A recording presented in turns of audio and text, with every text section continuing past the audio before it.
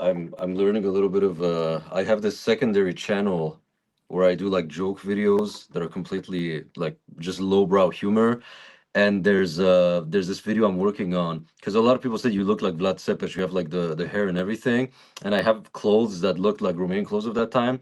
And currently there's this new Marvel movie coming out where they bring back all of the superheroes in existence. So they're putting these trailers, the X-Men will return, Spider-Man will return. This and so I thought it would be funny to make a Vlad video. is back. Vlad Tepes will return in Avengers Doomsday as if he's part of one of the super. I just find that funny. So Oh, I'm that would be working. such a cool project to film in Romania. Oh Maybe. my God. Yeah, no, I'm actually this March when I'm going to be back in Romania. We will be shooting that documentary that Mina was is preparing the Orthodox chant one, and then I'll also be doing a few clips for some Romanian folk songs in Romania. So I can't wait. This is so exciting. Yeah, yeah. It's also surreal because, as I said before, um, it was surreal to see you talking from Iași and then announcing that you're going to Roman, where I was born, Yeah.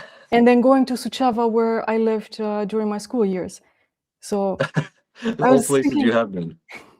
that's But true. you've been to That's true. Bucharest, right? Probably you've been to the capital. I've been a couple of times, yeah. Okay, yeah, yeah, yeah, yeah.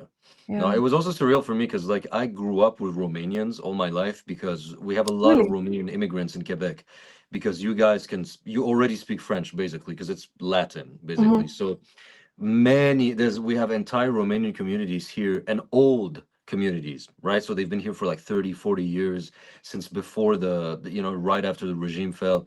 And so I grew up with Romanians all my life.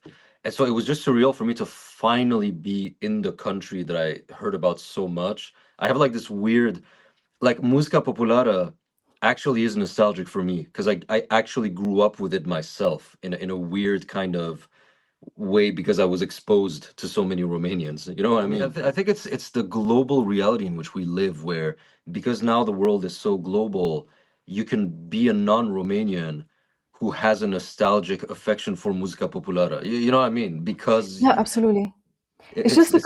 the complex that we kind of have because we constantly, I think, generally speaking, we see ourselves as a very small group of people, and Yeah, very few people know about our existence because we never really impacted the international, let's say, global culture in any significant way. I mean, I can point to very specific things like the Romanian blouse. There was mhm, a fashion in the 60s and 70s, I think. It was super popular yeah, in fashion. I think in one of the Indiana Jones movies, like the main character, the female character, was wearing a Romanian blouse. okay, yeah, And then we have Gheorghe Zanfir, of course, yeah, yeah, from yeah, Kill yeah. Bill, the soundtrack. Nadia Comaneci also is Nadia pretty. Comaneci, of course, of course. I saw your story. There was this thing about her. I think. Yeah, in Brâncuș, the grandfather of modern sculpture, I think. Yeah, well, I think one of the most common kind of conversations I have with Romanians is I very often get from Romanians, like Greeks never tell me why are you interested in Greek culture because Greeks are full of themselves. I love them, but they're they love themselves. Romanians, it's always why are you interested in Romanian Yeah, culture? yeah, And it's interesting that I have to show them what you mean why. Look at what you have, which is just like it's such an incredible. But I think the in a way because I will be posting. You might want to see that one. It's interesting. I have an interview with Constantin Rilanu, who's the head of the Anton Pan ensemble, and he that's argues fascinating. basically that Romania is mostly was for its history closer to the Oriental sphere of things geopolitically, the Ottoman Empire and everything. And when you go into the Ottoman Empire and those, you really feel Romanian influence. Like the greatest composer of Ottoman classical music was Dimitrie Cantemir. It was a Romanian guy. Like if Mhm. you ask Turks, who is your Mozart? It's a Romanian guy. So it's interesting that I Yeah, feel like maybe in that sphere you feel more the influence that Romanians had. I mean, it's definitely an Oriental country, especially, I mean, you feel the Western influence in Transylvania, most and foremost. And obviously it has to do with the old, let's say, old German population because we have German city Yeah. fortresses, like historically speaking. No, I was Um, shocked. I took the train from Bucharest to Sibiu, and I could not believe just how different regionally. Yeah. That's why, because all my friends are from Transylvania, and they would always talk about the South like this godforsaken hellscape, this jungle. They talked about it like if it's a zoo or something. Yeah. And they do. They're from Cluj, which apparently are very famous for looking down on the rest of Romania. Yeah, the people from Cluj are usually seen, or they see themselves as very sophisticated, but it's a westernized culture. They're very calm, generally speaking. They're very pragmatic. Yeah. You have all the medieval towns in Transylvania, and the history of Transylvania was, you wouldn't say necessarily Western oriented, because it was the Kingdom of Hungary, the common history that we had. Yeah. On and off. In the depth of the culture, we're basically the same, you know, but what's striking the eye, you know, the first impression is quite different. Yeah, absolutely. Transylvania is Central Europe, and Muntenia is the Balkans, is how I feel like it kind of like you can taxonomize it generally. I feel like that applies to a lot of things. Because I met the ambassador of Greece in Romania. The when I was there, I had a meeting with the ambassador. How do you say the whatever the ambassador in the embassy, and he said that Romania is a prototypical Byzantine country, is how he put it. So that's interesting that it's maybe not Balkans, right, but it is very much a Byzantine Eastern Roman civilization. I think I agree with that 100%. Yeah, 100%. Yeah. I mean, our name is Romania. Right. Yeah, right. You're the That's Romans. But Farya, it's such a great pleasure to have you on the Classical Odyssey.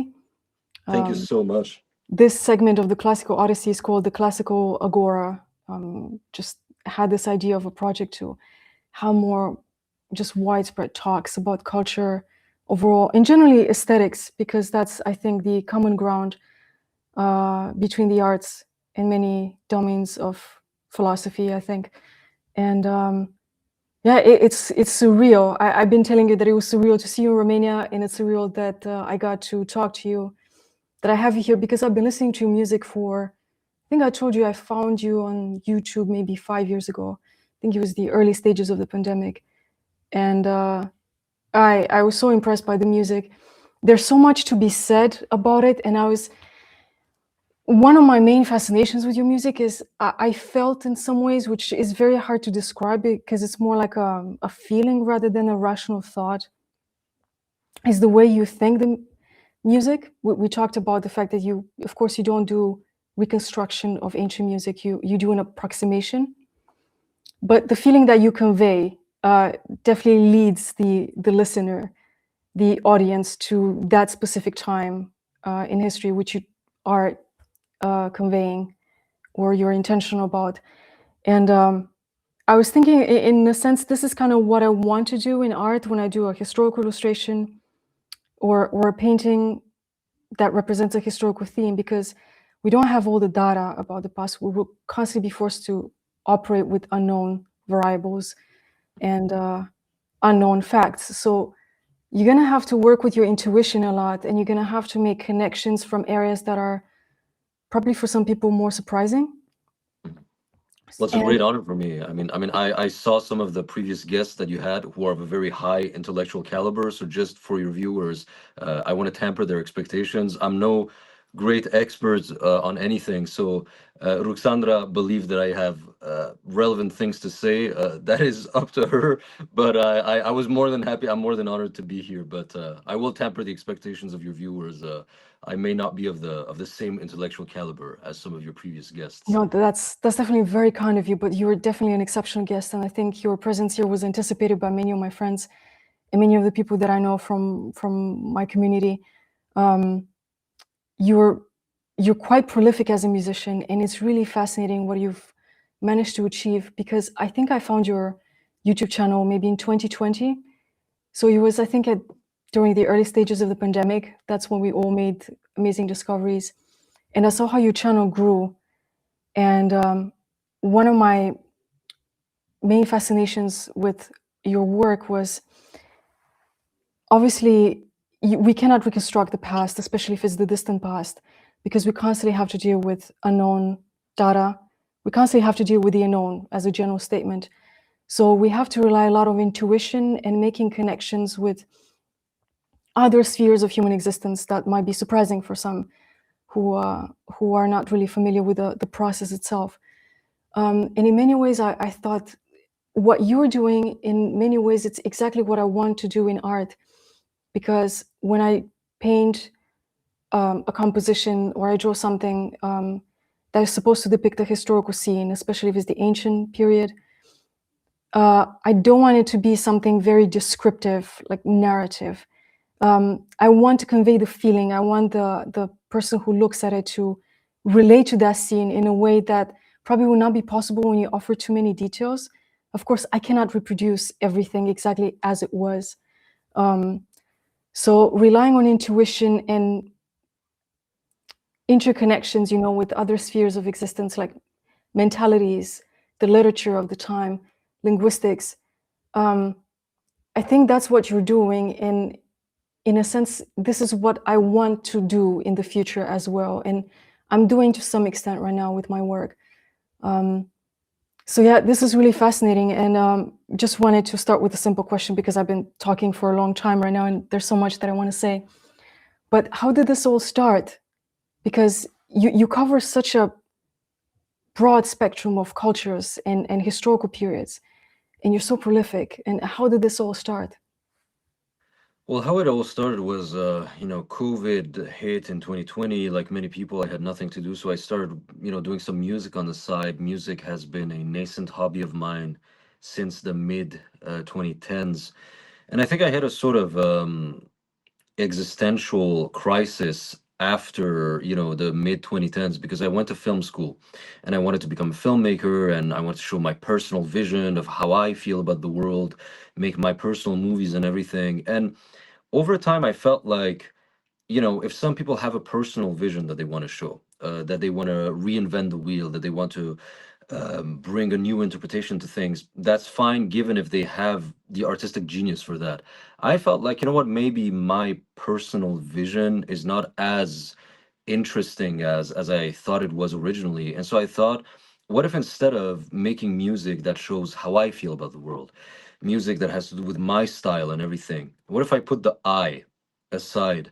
I thought, what if I instead put myself in the service of pre-existing musical traditions and cultures and become a vessel, create a platform for them to become more well known. And so very early on in the history of my channel, I decided that I want to create a library of world music, of traditional music, instead of it being, here's Farya Faraji's musical vision, here's Farya Faraji working with Romanian traditional musicians to show an international audience what Romanian traditional music sounds like, for example. And so that's really how the whole thing evolved from the beginning. But I think you realize that when you, this is quite surprising, because I think for most of the listeners, this sounds like it was some sort of magic. You brought everything into existence all of a sudden. And it's so hard to conceptualize or just imagine how can you start, because it sounds like you started from scratch, but obviously you must have had a baggage of knowledge that was quite significant from the beginning in order to source what you needed to build this project.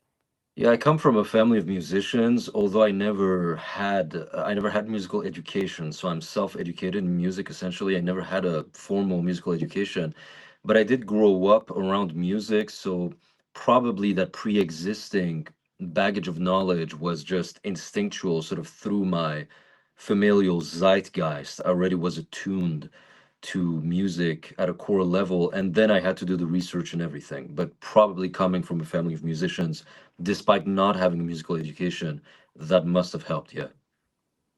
Yeah, that's amazing. Were your parents musicians in the classical sense? Did they play folk music? So on my mother's side, they're musicians, and historically they were both. So one thing that's interesting about Iran, I come from Iran originally. Iran received Western musical influences and adopted Western music, classical music especially, very early on, to the point where, Western musical principles were often present in Iran earlier than they were in areas of Scandinavia and Ireland. Ireland and Scandinavia adopted Western classical musical principles, some areas of those countries adopted them later than this country in the Middle East, which is quite interesting. So we have, the National Symphonic Orchestra of Tehran is older than many European countries, essentially.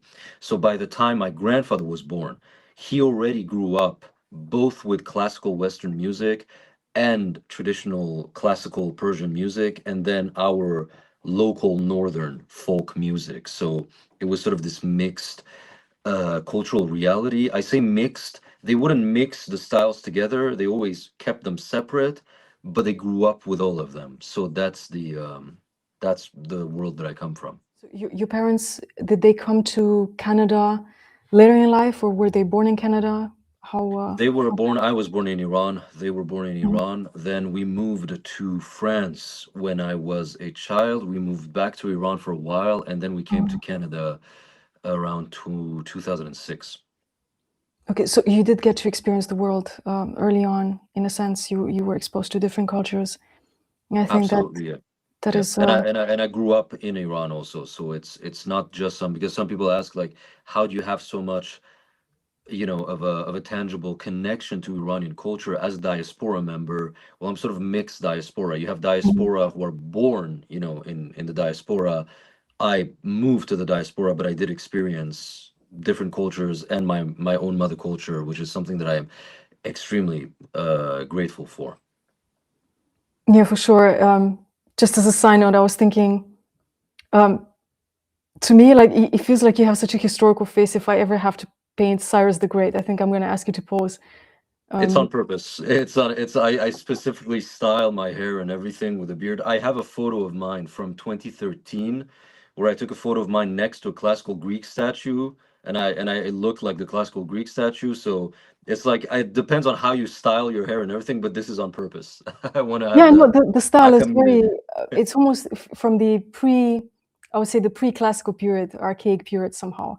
That's how I would Yeah, yeah, associate with. absolutely. Yeah. Yeah. Um, that's a fascinating history. I think a lot of the things I became more aware in the recent years of how great of an influence my early childhood was in everything that I do today. And it's almost like decades had to pass in order for me to almost like go back to the early stages of my life and kind of return to what I knew already when I was maybe 4 or something, or 5, that I love to do. So it's very interesting that I think what is imprinted early on in your life takes a very deep, influences you in a very deep fashion, and forms you as an individual in your proclivity to create things later on. Yeah, Um, I think some of our most formative years, whatever you put in a child's brain, up until they're like 7 or 6 or whatever, that is going to stay with them for their whole lives. It's like mm, it's the moment that our brains. There's a great proverb that I like. I think it's an Arabic proverb. It says, "To teach in childhood is to write in stone. To teach in mm. old age, or to learn in old age, is to write on water." And I think it's a great metaphor.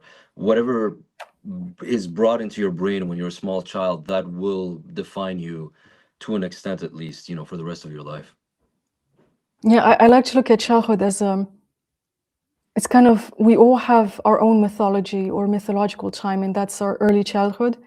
And Yeah, we kind of create these images or kind of ideas. They might be vague, but in our adulthood, if we're in touch with ourselves somehow, those images, they become more mature. yeah, So we have our definitely. own heroic kind of period, like the Greek legend somehow. Um, it's quite of an abrupt jump, but so I think for everybody who's listening to you, and I think most of your audience is very passionate about, first of all, the Roman Empire and ancient civilizations. And I think it's almost like a trend right now to be interested, at least in the Roman Empire, to study the Roman Empire. I see it on social media quite a lot. A lot of it is rather superficial. Um, but if you're from certain areas of Europe, like I'm from Romania, if I listen to your Byzantine music, it's it somehow, even though probably they didn't play that exact music. But I feel like this is exactly how I associate that period of time, even though it's obviously associations that I have with modern instruments, but it has the archaic feel, which I'm also trying to convey in my art. I want to have that sense of it's an archaic place. You can't really place it in time and space, but it's there. It's something that is substantial.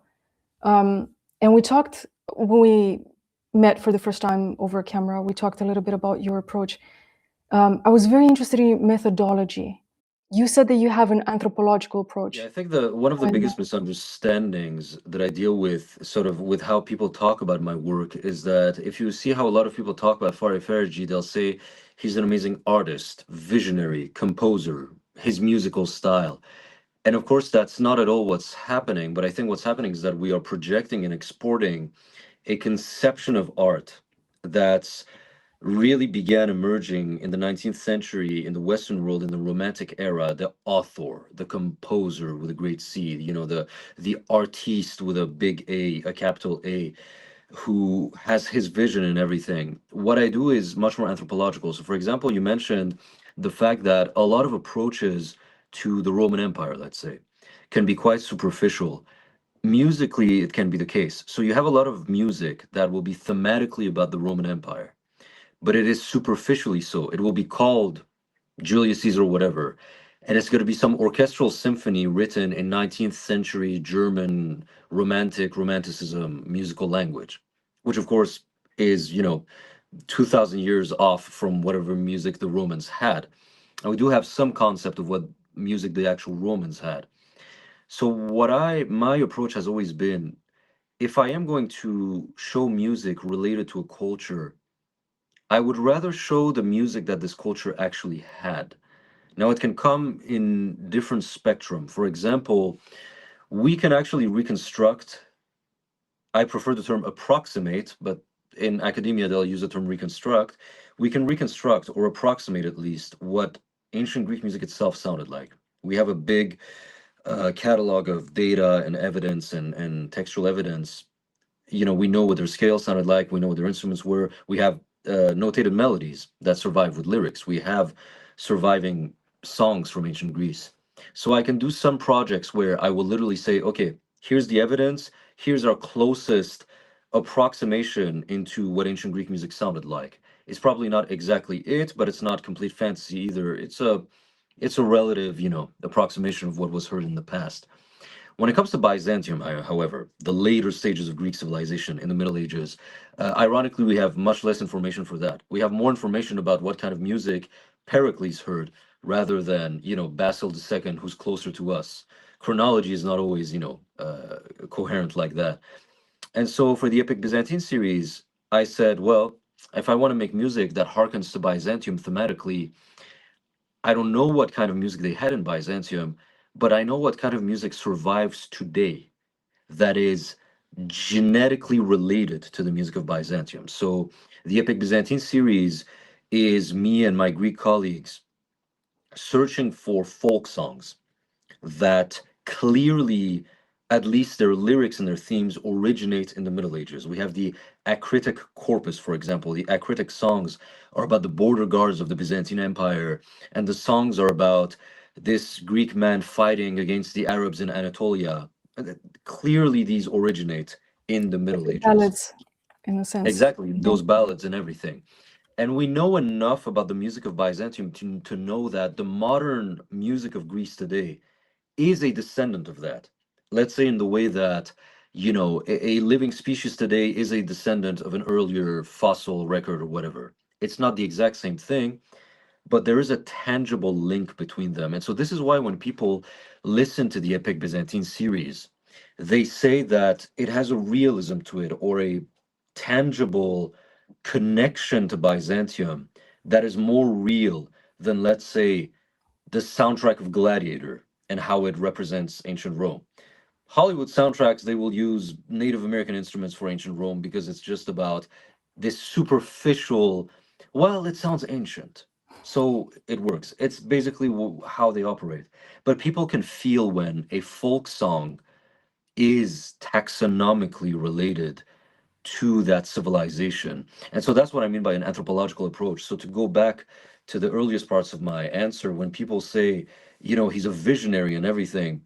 We have lost the mental framework to view art as that which it was for most of history, which is a collective endeavor rather than an individualistic, authorial endeavor. You know, people will ask sometimes, why do all Byzantine icons or medieval paintings look the same? Didn't they want to bring their individual artistic style? That comes later. Like, that's not, you know, there's no Byzantine iconographers. They were like, I want to create my style. No, you have this this collective style that belongs to the civilization, and you have to have the humility to place yourself in that style. So that is the area in which I operate. When I post a song, it's not me coming up with a melody, it's researching pre-existing melodies, researching the context in which they worked, and then contacting musicians from that tradition to perform them. So that's what I mean by an anthropological approach. That's amazing, because you actually work with other musicians. You really study the All geographic the time. area, and there is continuity. I mean, it can be a continuity of ethos, it can be continuity of language, and you can also make. I assume you can make some approximations by inferring, because the Byzantine Empire was such a significant political and cultural entity, and everybody wanted to be associated with the Byzantine Empire, at least in the geographic proximity. Yeah. So you can imagine people wanted to copy what was created at the very center of Constantinople, the culture. I'm very sure the clothing was copied very much, and then it was probably absorbed in the national cultures. Um, and Absolutely, also, yeah. yeah, Sorry I cut you off, but one of the things that's because that's a very good point you're bringing up. We can't pinpoint exactly what the music of the Eastern Roman Empire was, but we can make general statements. Like, we know it sounded more like modern Greek folk music than a Wagner opera. So it's not this complete absence of knowledge where it could have sounded like Mongolian music. Okay, no, like there's still some. And for example, one of the things we know is, if we look at the earliest pieces of Ottoman classical music, we know that whatever late Eastern Roman court music sounded like, it would have sounded something like this, because of the incredible, you know, absorption of elements. It was the civilization. I think we tend to forget how influential the Eastern Roman Empire was in the Western sort of Catholic Protestant world. Rome ends, you know, in 476. It's like, no, you had this Eastern Roman Empire that was this incredibly important force. Some of the earliest attested Iranian melodies were written down in Byzantine notation, because they were such an influential force. They had such a great notation system that some of the earliest medieval pieces of Iranian music, they survived through Byzantine notation. So that's an example of the point you're bringing up. yeah, that's wow, that's really fascinating.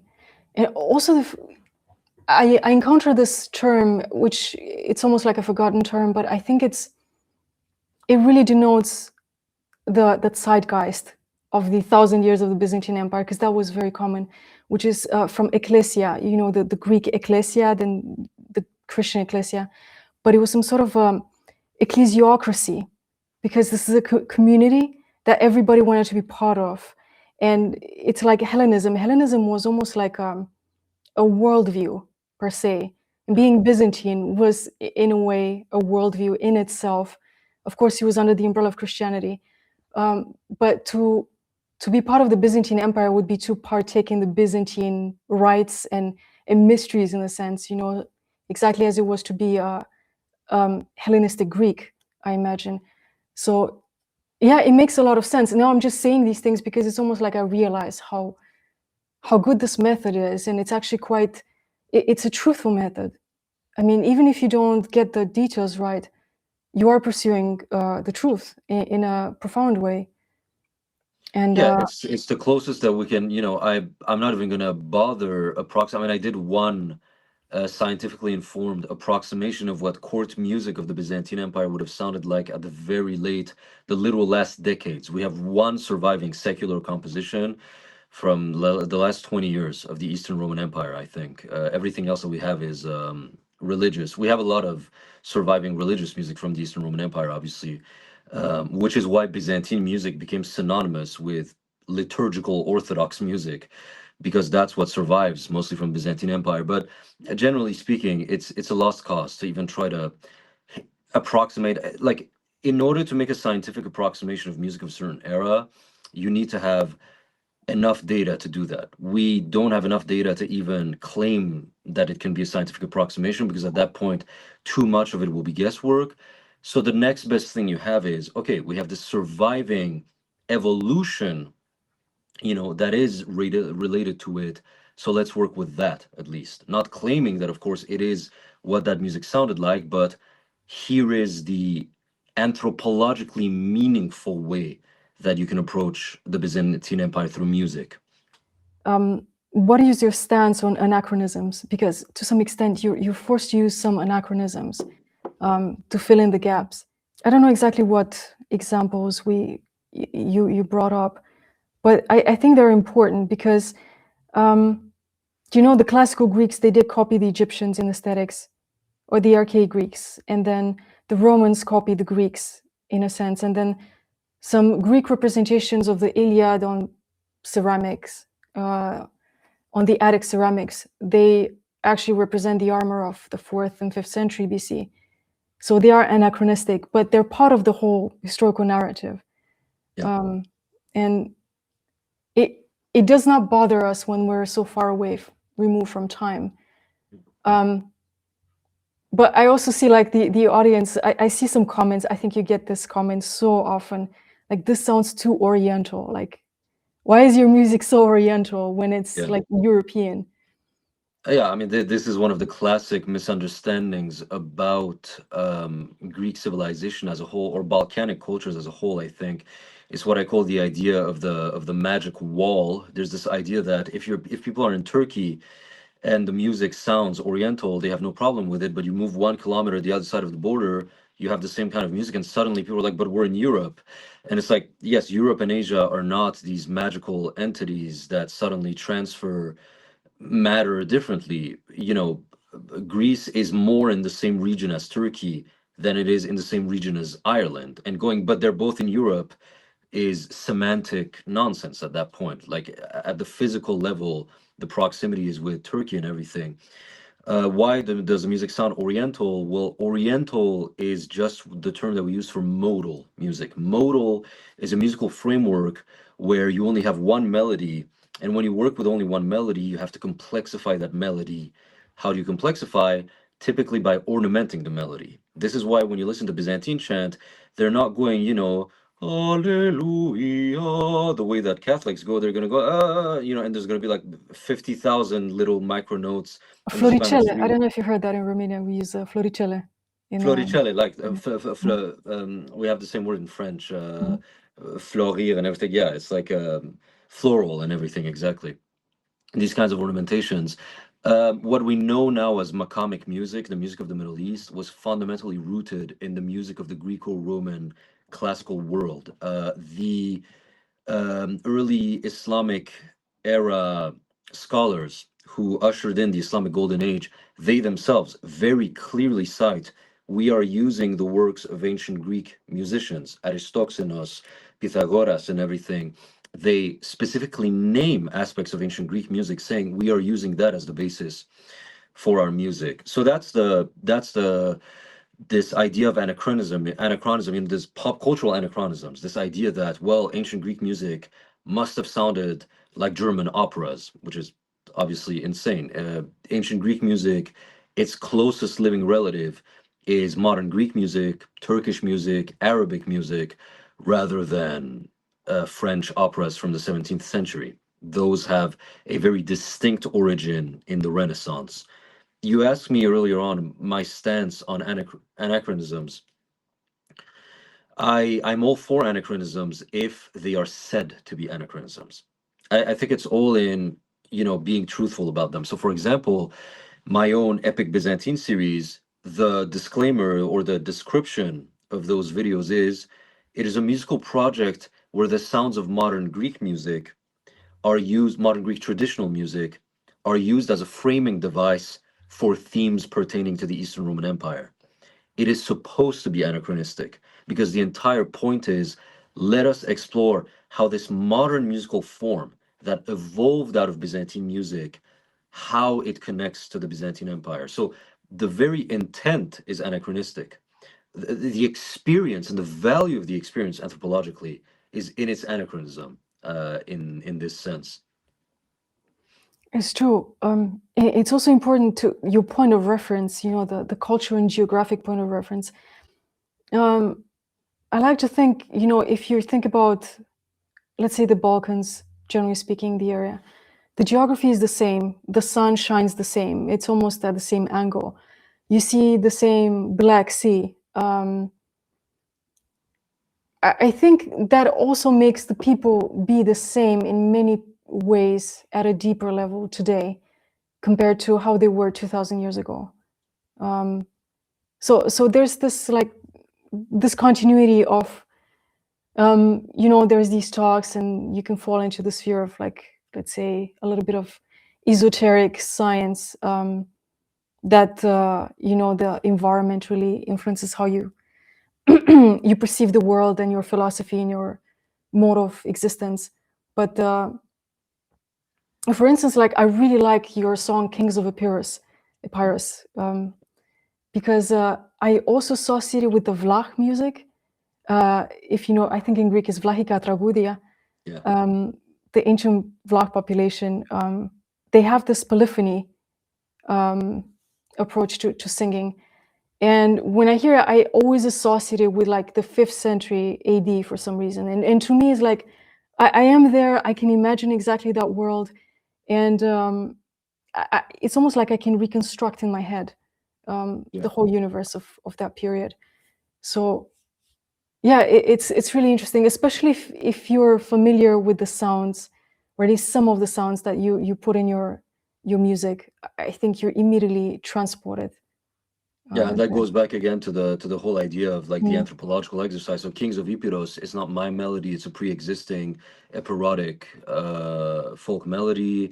The vocals are taken from UNESCO recordings from this, like those polyphonic vocals, they're UNESCO recordings from the 40s or the 50s. And then I got Greek musicians to play the instruments and everything. And again, I think there's a thirst for that kind of grounded anthropological reality. I think one thing that we're moving away from as a culture, something that I think the reaction against the recent Odyssey trailer by Nolan shows, is that as a culture we are moving away from this idea that cultures are just surface level aesthetics and vibes, and that, oh, whatever, Egypt is flying carpets. No, there's like a deeper sense in it. And so if you want music that meaningfully makes you connected to the 5th century, for example, I don't know if Epirus polyphony existed back then. But what I do know is that whatever music existed back then is genealogically related to what at some point will give us Epirus polyphony that is attested in the last few centuries. And that is anthropologically meaningful, I think. And then you talk about how geography can influence our mode of thinking. I'm a little too mechanical in how I think, so I don't think esoterically, but I do value that mode of thinking. And Yanis Pandazis, a very good friend of mine, who was one of the figures who led to the revival of bagpipes in Greece. I just did an interview with him recently on my channel. He was talking about the tsambuna, which is the bagpipe from the Greek Kyklades Islands, and the gaida, which is from northern Greece, central mainland Greece. And he asks me, do you know what's the difference between the gaida and tsambuna? And in my mechanical brain, I was going to go, is it the build? Is it the sound? And he said, the gaida from mainland Greece, the gaida sees mountains, the tsambuna sees waves. And that's why the music sounds different. And I think there's definitely something to it. Yeah, you feel when it's insular music, and you feel when it's mainland music somehow. Yeah. I actually don't know, like the Gaida, I'm very familiar with it. Actually, many years back, like, I started to just discover and look and research old recordings of archaic music. And I listened to a lot of Balkan bagpipe music. We also have Romanian bagpipe. I'm not really sure, technically speaking, what is the difference. But it's also interesting that it's such an ancient instrument, yet everybody associates it with Scotland. It's a Scottish thing, but it's such an old instrument, and I think the Romans used it a lot, if I'm not mistaken. We don't have any visual attestations of it, but we do know that they use the aulos. It's this double kind of flute thing, which is not a flute actually. It's a reed instrument, so it has a very different sound to it. I can actually wait. Give me a second. These reed instruments, they look like flutes. So this is something that resembles how, and it sounds. It looks like a flute, but it sounds like.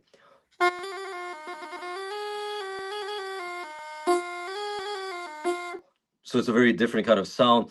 That's essentially what a bagpipe is, just a reed instrument. And we do have textual attestation of Nero, if I'm not wrong, putting the aulos in a bag under his armpit. So we do know that they use bagpipes, because bagpipes fundamentally are just reed instruments with a bag for continuous air support. Just sorry, the instrument fell. Yeah, that was amazing, and thank you for the demonstration. Yeah, that's really amazing. Another thing that I don't want it to escape my thoughts was, which is really fascinating too, linguistics, because and then after that I'm gonna also ask you how you go about research, because there's so many ways. I imagine like you must be reading, researching old recordings, talking with people, having collaborations, I imagine. I think your approach is very academic in many ways. It's also very, very technical, as you said before. But one thing that was stood out to me was we talked about let's just talk about Latin, because I know I learned Latin in a certain way when I was in school, and I think that kind of Latin was closer to Romanian in pronouncing it. Then I found out that certain diphthongs were pronounced differently. Certain consonants sounded like vowels, and I'm not sure how far the scholarship in this field, reconstructing Latin, spoken Latin, was, but he said that you can actually look at the natural rhythm of the language, and the syllables, the accent that you put on syllables can dictate how you sing. And I made immediately like an association with, I think ancient Hebrew was like that you could use the alphabet as musical notes. So you could both write and read music at the same time. Yes. Yeah, so reconstructing Roman music is trickier because all of the surviving compositions that we have are from the Greek-speaking part of the empire. We do have Roman period surviving compositions, those by Mesomedes, for example. We know what the melody was, we know what the lyrics were, we know what notes to sing. With the Romans, it's a little more difficult because we don't have any surviving compositions. What we do know is they very much used ancient Greek music theory, they used the same instruments, they saw their music as essentially fundamentally part of the same genus as ancient Greek music. Okay, that's a way to go. Then the problem is, okay, how do you, modern Romanian musica populara and French music use the same fundamental music theory, and yet they could not sound more different from one another. So even using the same music theory, you get completely different outcomes. The only way that you can, and I very reluctantly, by the way, do approximations of Roman music, it's because the audience wants them. My academic mind is like, we just don't know, so don't even try. I think don't even try is sometimes the most honest and noble answer you can have. If we don't know, don't, it's okay to do something and say, here's an instinctual approach, here's an artistic approach, but if you're going to call it scientific, you need a baseline of evidence for it. Now, one amount of evidence that we do have with the ancient Romans is we know they sang their poetry. Their poetry did not rhyme, it was based on meter. It was metric poetry. So Latin had long and short vowels. Roma, it wasn't Roma, it was Roma. Roma. The O had to be longer, and that had a phonemic importance to it. So some words would sound the same, but would not be would be written the same, but they would actually mean different things. So for example, you could assume that I don't think there's such a word as Roma with a short vowel, but if there was hypothetically, you could imagine that Roma means fish and Roma means Rome, the city. That's how the language worked.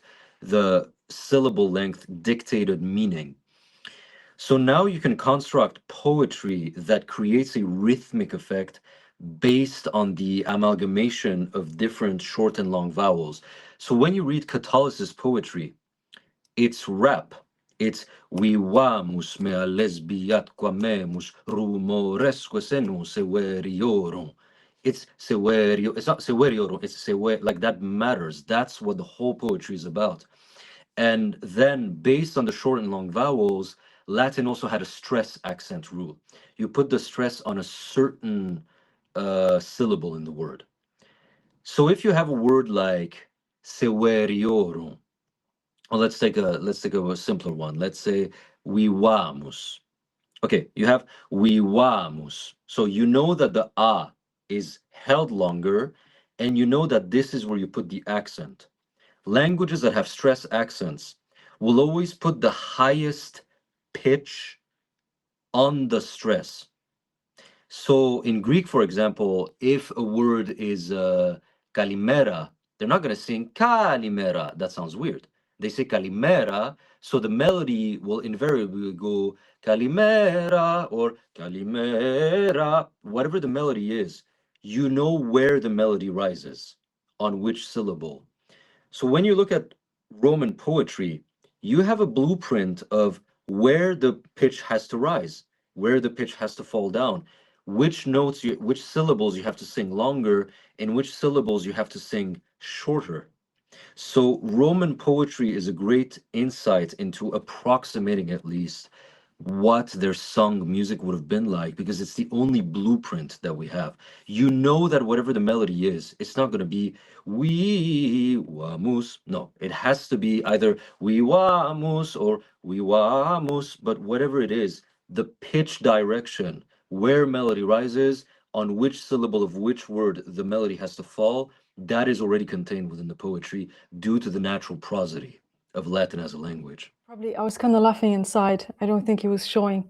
Yeah. Because the way you were explaining, I realized a lot of the pop music, Romanian pop music, it sounds, I'm sorry, but it sounds a little bit ridiculous. It's been sounding ridiculous, a lot of the songs that I've been hearing in the last 10 years. One of the reasons was because they just copied whatever was trendy in the West, and they tried to accommodate the lyrics to the musical line, and it sounded like the accent was off.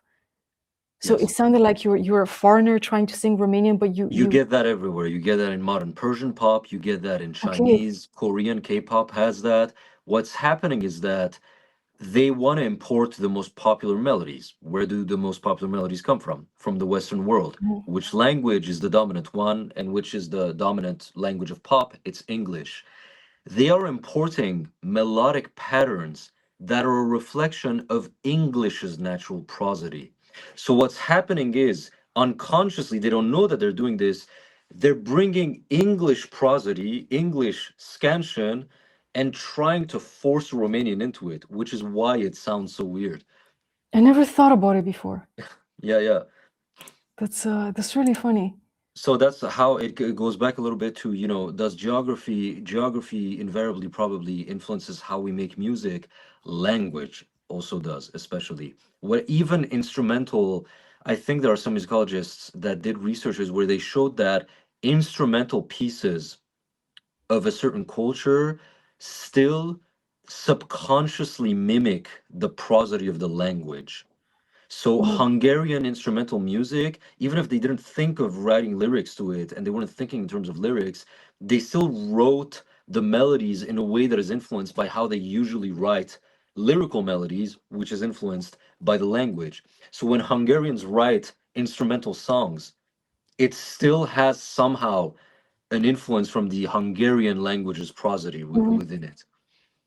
No, it makes a lot of sense. Yeah. Like nothing exists like in its own sphere. It's never an isolated system.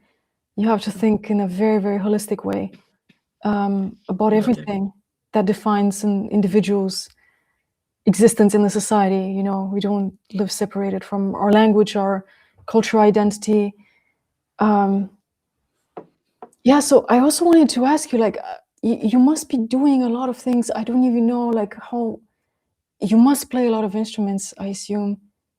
You also read about this. How do you, Yeah, how do you it's start a project? How do you write a whole symphony? You think about, yeah. I don't So know, something like that. the way that I approach the projects is there's a fundamental rule that my channel has. Whether it's an academic project, let's say like recently I posted an approximation, a performance of the hymn to Calliope by Mesomedes, who was this Greek composer of the 2nd century. He wrote down this melody. We have it, we have the notes, we have the lyrics. Okay, I did a performance where we approximate. Here's our closest approximation of what a performance back then would have sounded like. I don't think that's what it sounded like. I can only claim, given the limited evidence that we have, that's our closest approximation that we can get. That's very academic. On the other level, you have more entertainment flavor stuff that I do, which is usually what allows me to make money so that I can finance those more academic projects because those would get more clicks and views. Let's say the epic symphonies, for example. There's these operas. I did one last year with another YouTuber called the Skaldic Bard, which is 3 hours long, and it's the story of this Varangian Scandinavian man in the 9th century who travels to the Eastern Roman Empire for a life of plunder and everything. Now, what I don't do is go, oh, well, I'll have an orchestra and this kind of instrument because it has vibes. I base it in anthropology. I say, okay, the music to represent the Scandinavians is modern, traditional Scandinavian music. We don't know what Norse music sounded like. So the next best thing is, because the question for me is, how can we have an anthropologically meaningful experience, right? If I just throw in a Wagnerian opera in there, it's beautiful artistically, and it's valid if somebody wants to do this, but it's not anthropologically meaningful. For me, what's anthropologically meaningful is, okay, we have a Scandinavian tradition that in some shape or form is connected to the music that the Norse would have had in the Viking Age. And so whatever music represents the Scandinavian characters will be set to Norwegian melodies, Norwegian dances. So then you have to study them. You have to go on YouTube firstly and look for, not, you never type Norwegian musical traditional music because you never know how popified they are, how uh, modified they are to suit modern tastes. You want to type in Google Translate Norwegian wedding, you type that Norwegian title, and then you look at videos that some grandma, took with her camcorder, and you're hearing the actual music in the actual context. You base yourself on that. Then you contact musicians from that culture. You ask them, what's happening here? What's happening there? They explain it to you. They're like, well, this is how it happens. This is how it happens. Okay. Can you give me sources? Can you give me books? They give you books and everything. So you read for weeks and weeks. How are Scandinavian folk melodies constructed? How were they constructed 50 years ago versus 100 years ago? And then the most important part, you work with people who know that culture. It doesn't have to be Norwegians necessarily. I know, Swiss musicians who've lived there for 20 years and are now basically traditional musicians of Norwegian music themselves. But the most important part is you collaborate. And I've always said the biggest mistake that I've done in the history of my channel is calling my channel Farya FARAJI because it makes people give me so much credit that I do not deserve. I'm just the producer who puts the team together. Let's say you have Pirates of the Caribbean. People think that I'm the director. No, I'm Jerry Bruckheimer. I'm the producer who chose, Keira Knightley and Johnny Depp and the actors, and who chose the director. But that's my job. I do the research and I make the project possible. That's how art is supposed to be created. And I think we're going back to something which is so antithetic to the modern view of things. You are the center of your own universe, and it's all about the author. And the ancient man or the archaic man was all about the collective. It's your art is supposed to serve a higher purpose, is to transcend, to offer something transcending. I don't know if you heard of Eliade. I talk about Mircea Eliade a lot as a Romanian historian of religion. And I really like how he put it very directly, because ancient cultures and ancient rituals and rites and they are basically man living in a kind of repetitive pattern, trying to live in this, imitate the celestial geography. So everything that you have on earth is basically a representation of something that is transcending. So it's never really about you, it's about fulfilling the higher meaning. And I wanted to read to you, if you don't mind, I hope I didn't talk too much. I wrote down a quote from, I think it was from The Myth of the Eternal Return, which I talked about on my channel. It's one of, I think, the most important books by Eliade. And he talks about the archaic man. And he says, men thus have a tendency to become archetypal and paradigmatic. This tendency may appear paradoxical in the sense that the man of a traditional culture sees himself as real only to the extent that he ceases to be himself from a modern point of view, and is satisfied with imitating and repeating the gestures of another. In other words, he sees himself as real, that is, as truly himself, only and precisely insofar as he ceases to be so. So in that sense, I wanted to make like a longer introduction to this collective approach, the collective authors of epic ballads, the art of copying in ancient Greece and then ancient Rome. Copying was a very virtuous act, because you have that Greek concept of mimesis ton sophon, which is like copy the wise, the sage. And that was the means of acquiring virtue and character and intellect and knowledge, just copying, because you don't want to destroy what was before you, because you're not going to invent, reinvent the fire or reinvent the wheel. You build upon that foundation. And obviously there's space for individual expressions. Yeah, I mean that's an amazing quote, and it kind of illustrates exactly sort of the decision that I took early on. In the 2010s, I wanted to show, oh, I want to have, and I do have a personal musical style and everything, but I thought it's not, who am I to think that my personal musical vision is more relevant than the collective musical traditions that entire civilizations built over millennia and centuries. Now, I also think that there is a space for individual expression. My policy is just you have to have a really amazing vision, and you have to be a great genius in order to have the goal and the audacity to claim, I will reject what came before and I will create something new. And there are people who can do that. There are Stanley Kubricks, there are great authors and everything. I just understood, maybe I'm not one of them, and it's fine. Maybe I'm not as a great Stanley Kubrick, and I'd rather give a voice to traditional music. And one thing that I find fascinating is that, once again, because we're inundated in this idea of the authorial art, that any art has to be the product of a tortured soul speaking out. This French statue with a guy like this, and people imagine me like this. I'll post an epic Byzantine song, for example, and some people will praise me, and they're describing me as if, I was like this, and it's like my heart crying out. And then I'm like, no, I just like looked at like academic sources of like folk songs, and then I did research, and then I give them, and it's this almost bureaucratic approach. And what they see suddenly, this image of this romantic artist falls apart, and they see this boring academic bureaucrat almost. And the fact that we are disappointed by this, that we find this disappointing, I think says a lot about how we've been rewired to think about art.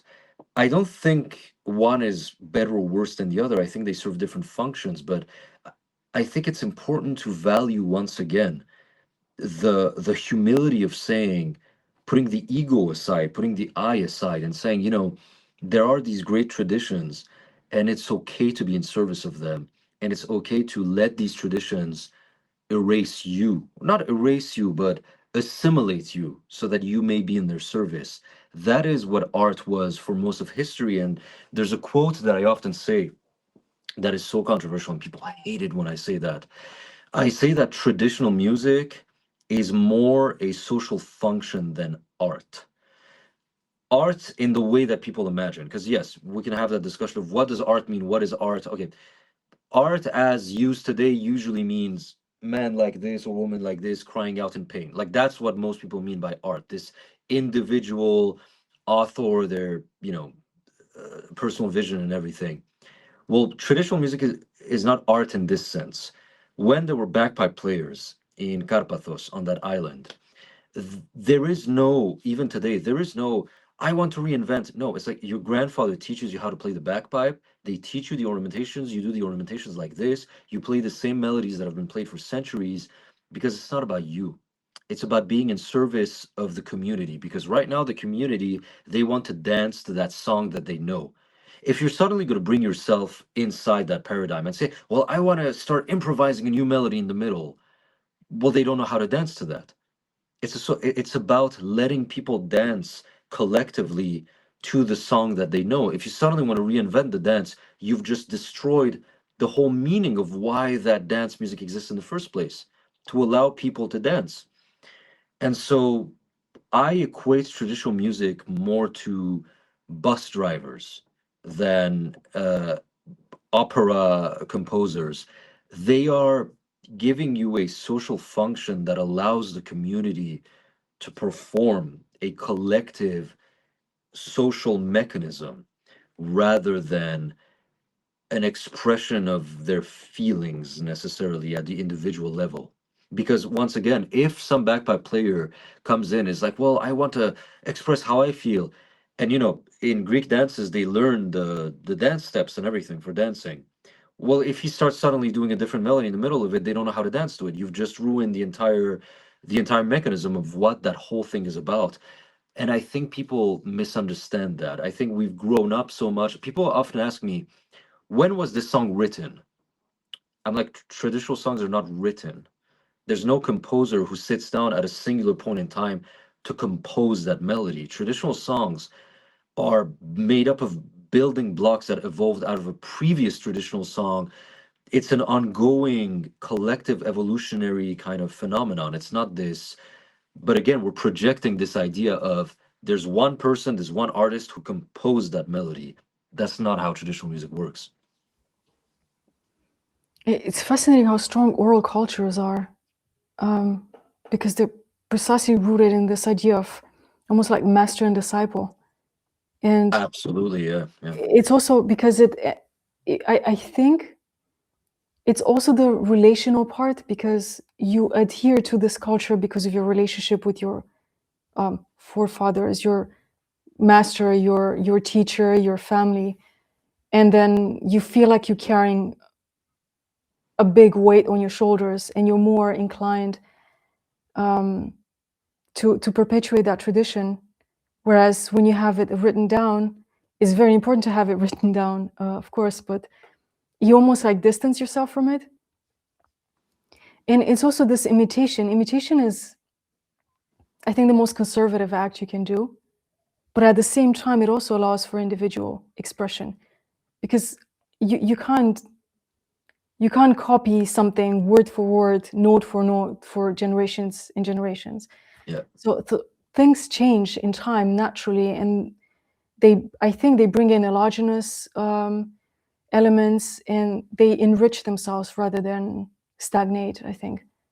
Yeah, there's definitely a spectrum of individual expression that comes in there, but it's a very gradual sort of phenomenon where, 500 years later, if you were to live on that time span, you'd blink and go, oh, the music has changed. I never even noticed. The way that it's like a kid who grows up and you don't see it day by day. But so there is definitely, individual expression and everything, but not in this authorial sense of, it's the vision of the artist that drives every single component.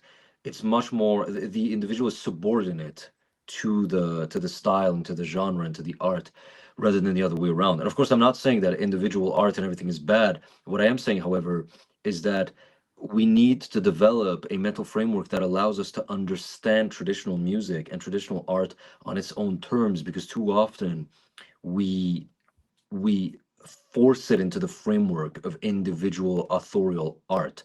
Too often people, sometimes a comment that I get very often, people say, I like your cover of that folk song, but the original is better.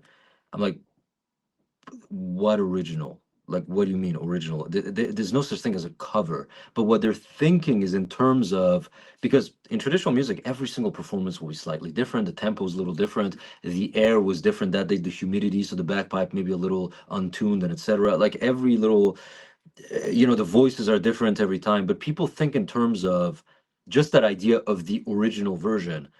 Yes, Elvis would write an original song and then record his voice, and that's the original version. It works for that kind of music with recording era technology, but we always apply it unconsciously to traditional music.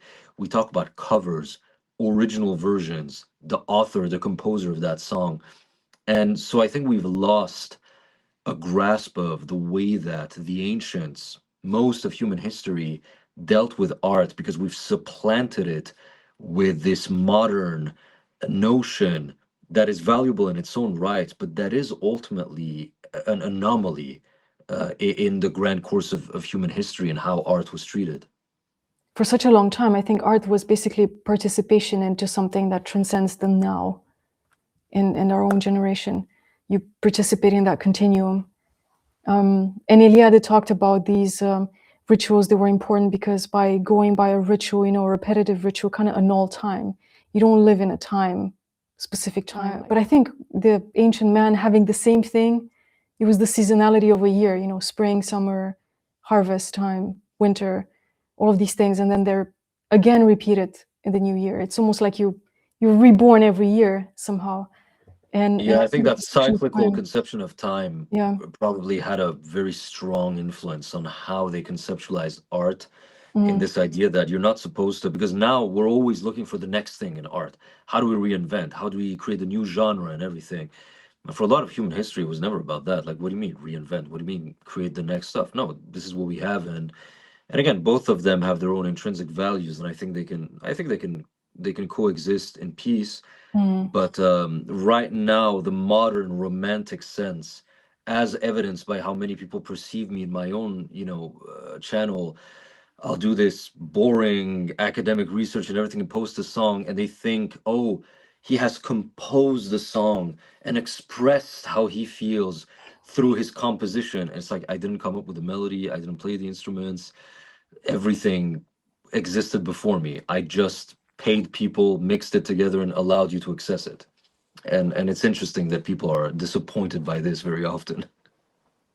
Yeah, it's funny because it's also the general perception of, as you said, it's so widespread, the suffering, tormented the artist. Yeah. It's constantly like you're just pouring yourself, art is sacrifice. This Van Gogh Beauty. kind of archetype, Yeah, exactly. But then I think the artists that I know and that I learned most from, and they're traditional artists, they treat their craft like engineers. They don't, they're very technical about their approach. This works, this doesn't work. There's a rule of composition, there's rhythm, there's harmony, there's gesture, there's the rules of physics that we want to apply there in the composition too, so it could look convincing. That's a Whereas, great point. yeah. When you talk to traditional musicians about how they play the bagpipe and everything, it's never, oh, I feel this way, I feel like there's no feelings. Okay, it's just like, here's the bagpipe, here's the rhythm, and it's this, and it can still create a powerful human experience. But it's not all art is driven by personal feelings, and a lot of it, again, the collective one, as you say, the traditional one, is exceedingly technical in how it is constructed, because the technicality is where the value lies. The technicality is the link to the collective, the link to the past, the link to the wisdom of the ancients. That's what was constructed over the millennia, over the centuries. And so those techniques, that is itself that which is valuable. Whereas in the modern day and age, we often use technique almost in a as an insult. Ah, technique. What about creativity? It's interesting that we've demoted technique almost to a bad word, an insult almost. Yeah, it's almost like deep emotions are a byproduct of good art. to me. Yes. Yes. If Yes. you Yes. focus, I mean, kind of the purpose of art is obviously to point towards something greater, but if you focus on that, you're not going to reach it. You have to focus on building the stairs almost, like think about the cement and the composition of what you're pouring. I mean, it's Yeah. like that in everything. I mean, a movie, if a movie manages to make you cry, it's because the director of photography knew at which, how what the shutter speed should be so that and I'm gonna throw photography terms and everything, but the reason you can cry is because the shutter speed wasn't too low so that the lights are not flickering, and he put the focus at like 1.2 and everything, and people are like, oh, what is all this technicality? I'm like, all that technicality is what made the image legible so that the actor crying made you cry. The technical aspect is fundamental, and so this approach that, oh, I don't care about technique, well, good luck, but then you're not gonna have anybody be emotional if the art is not quality art to begin with. That's not gonna happen. Yeah, exactly. Why do you think, we're kind of going back a little bit, I hope I'm not mistaken, but why do you think the most popular uploads on YouTube are Byzantine music? That's a good question. I think I just managed to hit the zeitgeist at the right time. So the most popular uploads on my channel are the Roman and the Byzantine ones. Uh, Although interestingly enough, Iranian are now often far more popular, the latest uploads and everything. So I think I did a good job of, you know, uh, training people to see that Iranian culture and civilization is interesting also. And so I may have hopefully helped in popularizing it. But of course, Roman music is very popular. Byzantine is, of course, connected to Roman. It is Roman. I think I just hit the zeitgeist at the right moment. I think in the 2020s, early 2020s, the Western world sort of woke up to the fact that, yeah, the Roman Empire continued for another 1,000 years. We just never talk about it in the West, and they act like it doesn't Mm. matter and it's irrelevant. I just think it was just accidental zeitgeist. There was a sudden, because of course the interest in the Eastern Roman Empire never died in the Balkans and Romania. It's part of life. You walk, you have churches, it's part of daily life almost, the Eastern Roman legacy. But in the Western world, I, who grew up in the Western world, genuinely, my conception of Greek history was ancient Greece, then it pops out of existence, and then it pops back into existence for the 2004 Olympics. Like, I literally had no conception of, it never even crossed my mind. And if you ask the average person in the West, Mm. in the Latin world, they have not even thought of what happens after ancient Greece. It didn't even History cross like a their mind. dolphin, it's History like a dolphin, exactly. And I think it just, the Byzantine uploads suddenly hit the zeitgeist at an accidental moment where suddenly the Byzantine Empire became popular again, I think, in the West. Not again, popular for the first time in the collective consciousness of the Western world. Do you think it has to do with memes? Those memes like he's thinking about the Roman Empire again. 100%. It has to do with that. I think a massive part of my audience is there just for it's about the Byzantine Empire. Because when I upload these epic Byzantine pieces, for me, it's the modern folk music aspect, it's the anthropological aspect. But for a lot of them, it's just they want content that is related to an empire that they like. That kind of superficial approach that we talked about, where it's the memes and everything. So this is why this godforsaken song Belisarius, it has like 26 million views now and I'm like, it's not, I don't think it's even that good, but it just, it's everywhere now. No, it's really And good. It's really good too. it's fine. It's fine, genuinely. I think there are far better songs, but the memes already made Belisarius a big figure in everything, and so that's the economy of the internet, essentially. Yeah, I hope this doesn't sound like it's not rant, of course, and I don't want to sound demeaning in any way, but I think I joined X 2 years ago, and that's my main platform because I have the most number of followers there, and that's where I got most of my connections, professional connections too, in the field of the arts.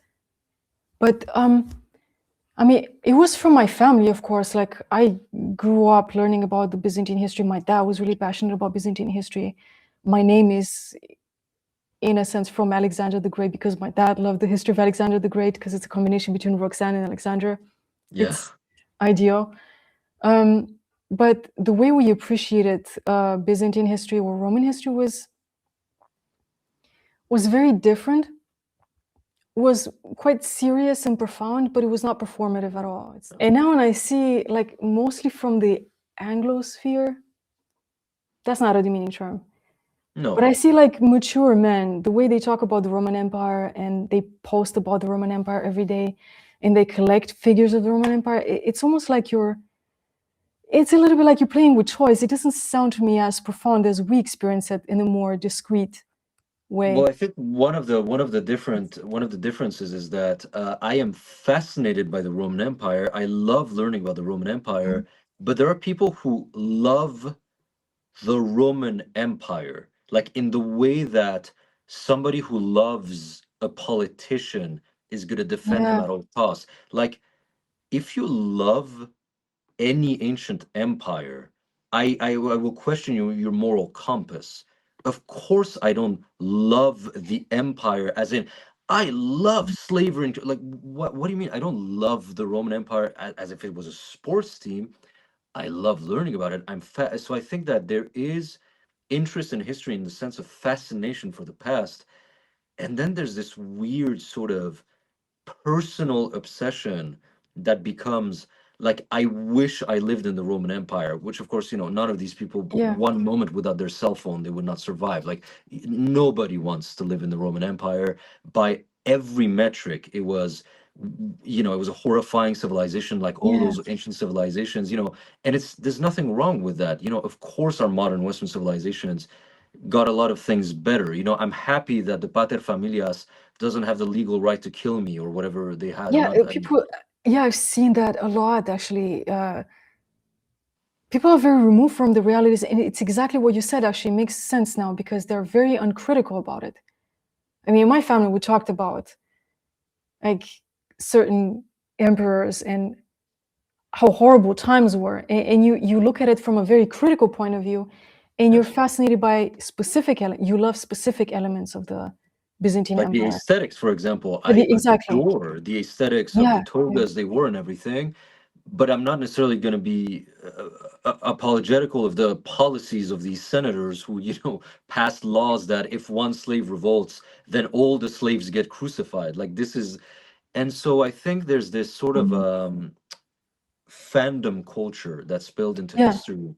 The way that people treated Thor and Loki, not the the Marvel ones, and Iron Man and Captain America, that mentality has spilled over into history. So I think there are really two internets that deal with history.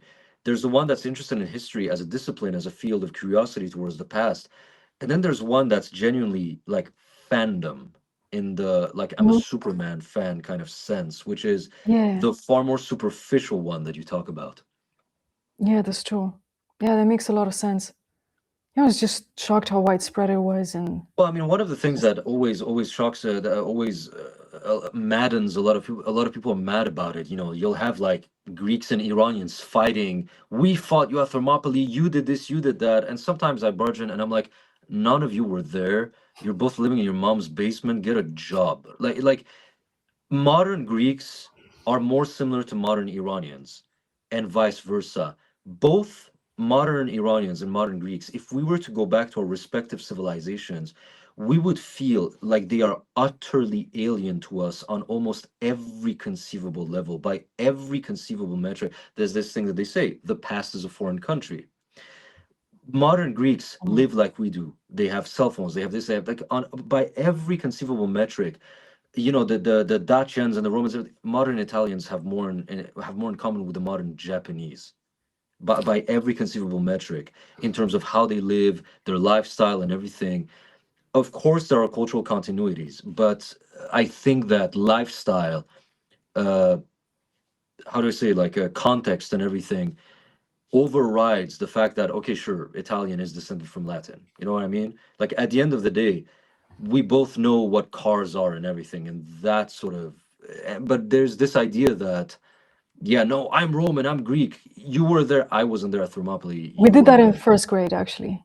I You had did? that. Like, I was on the Dacian camp, of course. There were the Romans, and Yeah, it was funny because we had this kind of tradition. If you have a certain type of year, you'd be Dacian, or if you had the Roman year, Yeah. like the Dacian year is somehow like it's kind of glued like this, you know. Okay. And then we're, but it's nevertheless very interesting. And I talked about it, and I feel like I'm a broken record in a sense, and I'm sorry for being repetitive, but it's really fascinating to see how people, it's the oversaturation with the globalized market, the globalized culture. And there's this, it's almost like there's two cultural trends. One of them, we're all Eastern Europeans, and then you have like an infinite amount of memes. Yeah, if you're Eastern European, you can relate to this. You know, your mom does this, your dad does this. Like you're beaten with a shoe. And then it's also like this this kind of fascination, not with like general like your history, more immediate history, like medieval history, but how far back can you actually go? You know, the original story of your nation. You don't want to resurrect that narrative somehow, and it's almost like a national. You know, like the Spring of Nations in 1848, when like modern traditional states were kind of, the concept was solidified. It feels like it's something like that amongst the youth, and it's really, really strong. And I see that in Romania too. I mean, it's good to learn more about the Dacian past, but you can't just say like, I don't care about the medieval history with our great, you know, leaders and great wars that were actually very important for the entire history of Europe. And think, no, like we're Dacians, we're exactly Dacians, you know, you go back 2,000 years. Well, there's history as a field of study that's rooted in science and methodology and everything. And then there's history as nationalistic narratives, which superficially resemble one another, but are actually quite different from one another. And I experienced that myself in the way that, you know, I can't control how people are going to consume the media that I put out there. So I know for a fact that when I put, you know, let's say, an Iranian song, an epic Iranian song about Darius the Great, there are going to be some, you know, ultra nationalistic people who, you know, hate Arabs or whatever, Iranians who are like xenophobic and everything, and that's just going to fuel their intense nationalism and everything. Because there is some of that. For me, it's an anthropological process of, okay, here's our modern music, here's how it creates a framing device for a part of our history.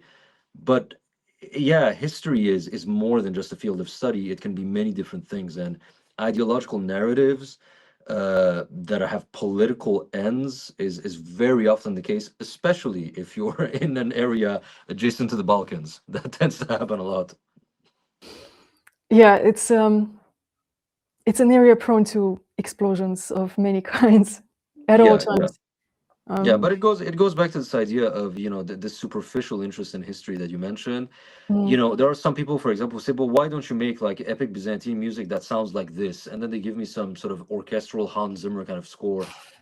And I'm like, what, like to me, it's like, what's the, well, you just listen to a Hans Zimmer score and then imagine the Byzantine Empire to it. Like it's functionally, it's the same experience, but they don't perceive history in terms of an anthropological interest, because for me it's the anthropological interest. I'm like, okay, we have surviving melodies. These folk melodies of the Peloponnese are definitely medieval in their morphology. They sound like medieval songs from France, so clearly they have ancient roots. That's what's interesting to me. For them, it's more about just this sort of visceral experience of, I love the Byzantine Empire and I want blood pumping music to feed my love of Justinian, and I will defend Justinian's policies at any cost. Which is that's where I'm like, good for you, but that's not how I think most academically minded people operate. That's more of a fandom culture kind of thing. Yeah, that's true. And I think it's very important. I think you think the same way. It's very important to distance yourself emotionally from the subject. Not too much, you know, not to the point where you don't sympathize, empathize, relate to it. But don't get emotionally invested in your craft in that kind of way, you know, because you need that distance in order to be able to do good work. I feel like Yeah. this is necessary for me as well. Like I need to not feel too strongly about what I'm doing right now. Mhm. and treat it as in a cynical kind of way, you know, like I'm moderate with my word choice. I don't want to use the term in an absolute way. But Well, it's not about you, yeah. it's an interesting thing that actually this is one of the reasons why I like the job that I do, because if somebody writes in a comment, for example, I think this song is bad, I don't like it. Okay, well, I didn't come up with the melody, I didn't come. So if they don't like it, like none of it is on me. Just I'm not emotionally invested either way, because if they say, well, I don't like that song, but again, they're operating again on this principle of authorial art. You didn't make a good song. I was like, no, I just reported to you what Thracian folk music sounds like. If you don't like it, blame the collective of the Thracians. What did I do? You know what I mean? So I'm not even emotionally invested in any way. So most musicians, if they say I don't like your art, it destroys them, shatters them on the inside. I'm not playing the instruments. I'm not doing, so it's like, so either way, I have this emotional sort of shield almost to it, where all I have to deal with is misinformation, basically. If somebody says, "Oh no, that's the wrong instrument," well, I have my sources. It is the right instrument, that kind of stuff. But that emotional aspect is you're insulated from it when you are operating in a tradition that has already set the style and everything, and you've just reproduced it. If people say I don't like that style, if you do Byzantine iconography and they say I don't like what this looks like, well, it's not on you. They just don't like at the ontological level just what Byzantine style is to begin with. That's on them. That's not on you. Yeah, it's also a matter of it's an acquired taste for a lot of the things that we don't experience directly today in our culture. You know, like This is a yeah. great point. Yes. Yeah, the acquired taste, because what I do, my job is fundamentally, how can I say, counterproductive to making money and having success and everything, because what is good, enjoyable art?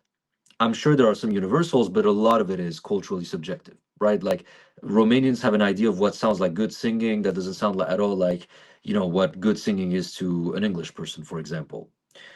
So the problem is, if you just say, I'm going to do the music the way that they did, the ancient Romans, for example, they had a category of melodies which they called the chromatic genus, where they would stack semitones together, something that we do not do in the modern day and age.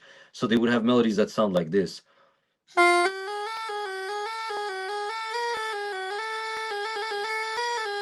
Now, like most modern people think this sounds awful. What are you doing? Because we like to have a few gaps between our notes. They would just stack them together, but every source says sweet. That's the term that they use. Both in Greek speaking sources, they say the chromatic genus is sweet. According to Stefan Hagel, an Austrian researcher, he says that the chromatic genus, this kind of melody, was in its heyday during the imperial era. They loved that kind of sound. Now it sounds awful to us. So what what do I do? Do I censor it? Well, no, because I have an anthropological goal.